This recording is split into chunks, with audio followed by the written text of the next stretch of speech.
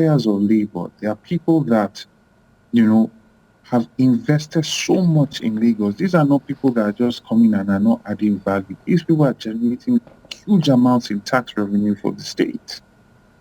And they were literally disgraced and brutalized.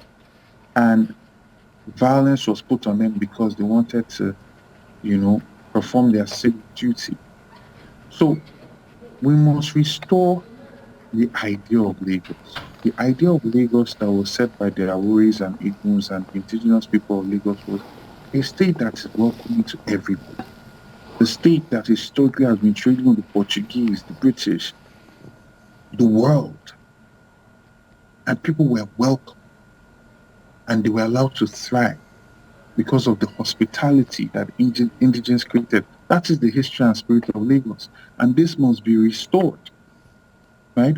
So that people can feel that Lagos is safe. You find that most businessmen, any person that is wealthy or has the means, you find that they have a house in Lagos. So their businesses in Lagos. And Lagos is a microcosm of Nigeria.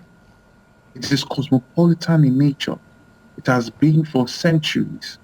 So we must restore this idea of Lagos, not just in the idea of it, but in the reality of it, as a place that represents the exposed cosmopolitan nature of Nigeria that is welcoming to every Nigerian.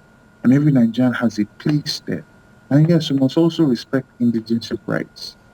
But even the indigenous rights are rights that have been completely neglected and marginalized by the current ruling party. So for us, moving forward, we must start to educate, because this ethnic dog whistling, like I said, is something that happened with Chief Dako Sarami, it happened with Jimmy Agbaje, it happened with Funshaw Williams, and these are people of unquestionable pedigree in Lagos State.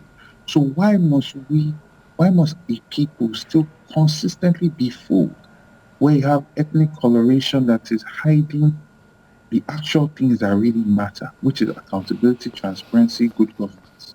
And if you cannot deliver these things, you should be kicked out of office. But rather than account for the stewardship that they've had, attend debates. We had 4 or 5 situations where the governor could have attended debates. That did not happen. And then when they saw how the tides had shifted, they made it an ethnic thing. But at the end of the day, I think as a people, we must reflect on all of this and really ask ourselves, traffic does not speak any particular language. But there are people that are going to sit in traffic for 4 hours today. People are hungry. All the youth that are underemployed, unemployed, that are actively standing by corners harassing people, they're still going to be doing the same thing today again. So we must start to ask ourselves what really matters and see past this idea, this fear that the ruling party consistently brings into our politics